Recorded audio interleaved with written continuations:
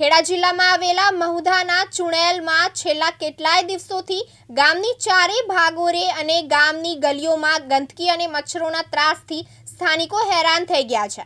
છતાં તંત્ર હાથ ઉપર હાથ રાખીને તમાશો જોયા કરે છે. ગામમાં ગટરો ઉભરાય છે અને પીવાના પાણી ડહોળા આવવા લાગ્યા છે. તેમ છતાં તલાટી કે પછી સરપંચ કોઈ ગામને સ્વચ્છ રાખવાના કોઈ કામો કરતા નથી. ગટરનો પ્રશ્ન દૂર કરોના નારા આજે મહુધાના ચુણેલ ગામમાં ગુંજવા લાગ્યા હતા. જે બાબતે સ્થાનિકોએ જણાવ્યું હતું કે જ્યારથી સરપંચ ચૂંટાયા છે ત્યારથી ગટરની સમસ્યાએ ખૂબ જ વિકરાળ સ્વરૂપ ધારણ કર્યું છે. જ્યારે વરસાદ પડે ત્યારે ગંદકી થાય અને ગામની ગલીઓમાંથી પાણી વહે, પણ ચુણેલમાં 12 માસ ગટરો ઉભરાય છે અને ગટરના પાણી ગામની વચ્ચેથી છેક ગામની ભાગોરે પહોંચે છે, જેને કારણે ગામમાં ખૂબ જ ગંદકી અને મચ્છરોનો ત્રાસ વધી ગયો છે. જે બાબતે વારંવાર સરપંચનું ધ્યાન દોરવામાં આવ્યું હોવા છતાં પણ સરપંચ કે તલાટી કોઈ આ બાબતે ધ્યાન નહીં આપતા હોવાને કારણે તેમજ આરોગ્ય ખાતાની પણ કોઈ કામગીરી ગામમાં કરવામાં નહીં આવતી હોવાને કારણે ગામ ગંદકીનો પર્યાય બની ગયો છે. જો તાત્કાલિક ગામમાંથી ગંદકી દૂર કરવામાં નહીં આવે તો ચોક્કસપણે ગામમાં રોગચાળો ફેલાશે તેવા નવાઈ નહીં. ગામની સમસ્યા બાબતે જાનુ બીબીએ જણાવ્યું હતું કે ગામમાં ગટર તૂટી ગઈ છે અને ગામમાં ગંદુ પાણી આવે છે. જે બાબતે સરપંચને અને તલાટીને વારંવાર રજૂઆતો કરવા છતાં કોઈ અમારી વાત સાંભળતું નથી.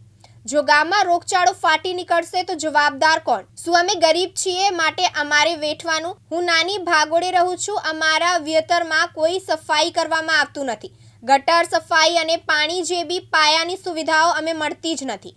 અમે સરપંચને કહીએ છીએ તો પણ અમારી વાત કોઈ સાંભળતું નથી. આ વાત આજકાલની નથી. અમે છેલ્લા 4 વર્ષથી આવી તકલીફો વેઠીએ છીએ. અને શું પ્રશ્ન છે તમારો? ગટર અમારી તૂટી ગઈ છે, ગંદુ પાણી આવે છે એટલે અમે બધા હેરાન થઈ ગયા છે અને બધું ગંધાય છે. કોઈ શબ્દો હમી નહીં જોતું, કોઈ પંચાયત હમી નહીં જોતી, કોઈ સરપંચ બી હમી નહીં જોતું. અમારે 10 ઘરો અહીંયા આગળ છે. હવે 10 ઘરનું કરવું શું અમારે? કેટલા સમયથી ગટર તૂટી ગઈ? અઠવાડિયાથી તૂટી છે. હું નાની ભાગા રહું છું ને અમારા સફાઈનો પછી આ પાણીનો પ્રશ્ન છે અમારે.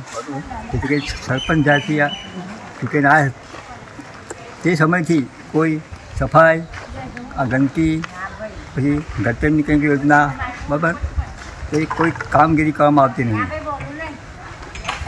આ બાબતે તમે કોઈને રજૂઆત કરી હતી? રજૂઆત સરપંચને કરીને સરપંચને વાર રજૂઆત કરી છે, પણ કોઈ ધ્યાન પણ નહીં લાગતા સરપંચ. બરાબર. છેલ્લા કેટલાક સમયથી પ્રશ્ન છે? તો કેટલું છેલ્લા તો જ્યારથી ચૂંટાયા ત્યારથી જ તમારે 4 વર્ષ જેવું થયું ને. 3 વર્ષ થયા. જિગ્નેશ સોડા, દિવ્યાંગ ન્યૂઝ, મહુધા, ખેડા.